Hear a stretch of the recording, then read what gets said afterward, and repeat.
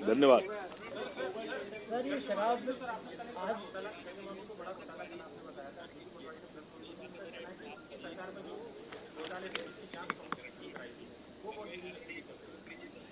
वो 15 महीने क्या करते रहे, हमसे उम्मीद कर रहे हैं। अगर उनको बताना है तो अपने 15 महीने की कार्यकाल की कोई उपलब्धि बताएं और फिर हमसे कहें हम क्या कर रहे हैं जी, हम पे ही छोड़ दें। उनने क्या किया एक बार तो बताएं। एक हाथ का 2 लाख माफ किया क्या, एक हाथ नौजवान को बेरोजगारी भत्ता दिया क्या? एक को ही दिया वो बेरोजगारी भत्ता, हम मान लेंगे पूरे मध्य प्रदेश को दिया। किसी एक बिटिया को, एक को उन्होंने 51,000 दे दिए क्या? एक बिटिया को स्कूटी दे दी क्या? एक को लैपटॉप दिया हो तो बताना चाहिए ना। एक उद्योग लगाया और धरातल पे ले आए हो। कोई एक काम ऐसा जो हमने शुरू नहीं किया हो, इनने शुरू करके उद्घाटन कर दिया हो। 15 महीने में क्या किया ट्रांसफर के अलावा, भ्रष्टाचार के अलावा बताएं, हम सुनने तैयार। नहीं, हम तो गिरफ्तारी देने के लिए कह रहे थे, जांच की बात थोड़ी कर रहे थे। हमारे तो गिरफ्तार कर लिए थे उनने, 18 लोग जेल में भेजे थे। हम ऐसा राजनीतिक प्रतिशोध से कोई काम नहीं करेंगे। जो दोषी होगा सिर्फ वही दंडित होगा। शौकिया राजनीति नहीं करते हम लोग, सेवा के लिए राजनीति करते हैं। वो लोग करते होंगे उसके लिए राजनीति, हम नहीं करते।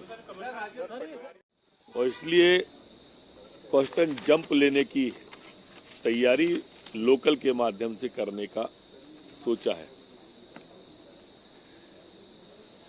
आपको जानकर प्रसन्नता होगी कि आज तय किया है, कोई नहीं रहेगा बेरोजगार, सबको देंगे रोजगार। जो हमारे मजदूर भाई लौट के आए हैं अभी, प्रवासी मजदूर, इन प्रवासी मजदूरों के लिए मध्य प्रदेश की सरकार एक अभियान चलाएगी, कोई नहीं रहेगा बेरोजगार, सबको देंगे रोजगार। और इसके लिए 22 तारीख, आज शायद 19 तारीख हो गई ना, 20 है, 19 3 दिन बाद 22 मई को हमारे मुख्यमंत्री जी इस योजना का शुभारंभ भोपाल से करेंगे और सभी विधायक अपने अपने क्षेत्रों में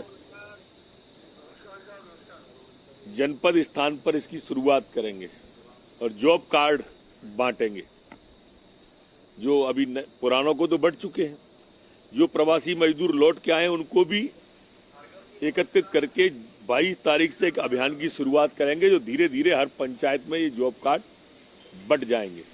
अभियान का नाम है कोई नहीं रहेगा बेरोजगार, सबको देंगे रोजगार। आज कैबिनेट में तय हुआ कि गौशाला हमारी प्राथमिकता रहेगी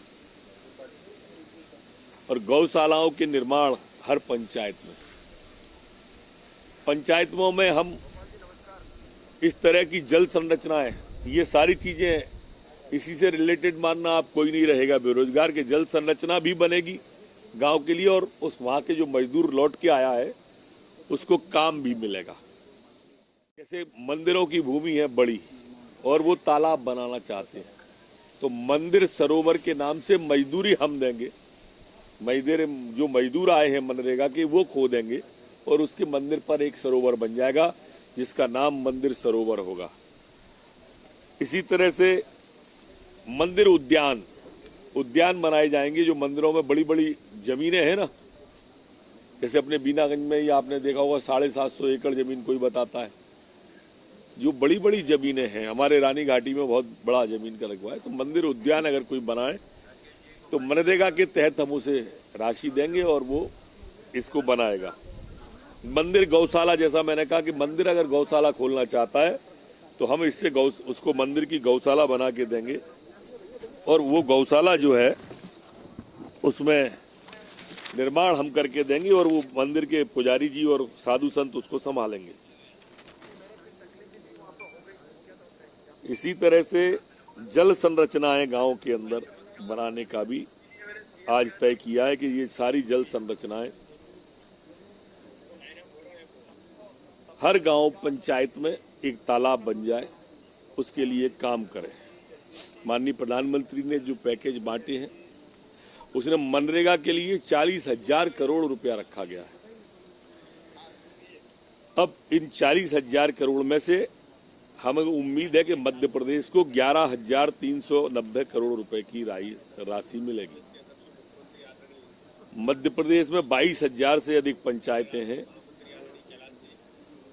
और अभी वर्तमान में मनरेगा में 20 लाख से अधिक लोग लगे हुए हैं। पिछले साल से अगर इसकी तुलना करें तो पिछले साल में इस समय इस सीजन में 10 लाख लोग ही काम करते थे। इस बार प्रवासी मजदूरों को काम मिले, इसके लिए ये ग्लोबल टेंडर जो होते थे, बड़ी खबर बता रहा हूं आपको, ग्लोबल टेंडर जो होते थे उन पर रोक लगा दिए। ग्लोबल टेंडर से अभिप्राय जो सप्लाई होती थी वो सप्लाई में बाहर से भी माल ले लेते थे। आज के बाद में वो चीज की आवश्यकता, उसमें खासकर चिकित्सा उपकरणों की तरफ इशारा है मेरा, ऐसे उपकरण जो इस देश के अंदर बनते हैं वो बाहर से लिए ही नहीं जाएंगे। लोकल के लिए वोकल जो प्रधानमंत्री जी का नारा है, शुरुआत उसकी कर दी गई है। अब ये सारा चीजें भारत की ही निर्यात खरीदी जाएंगी, सिर्फ उसको छोड़कर जो हमारे देश में बनती ही नहीं है।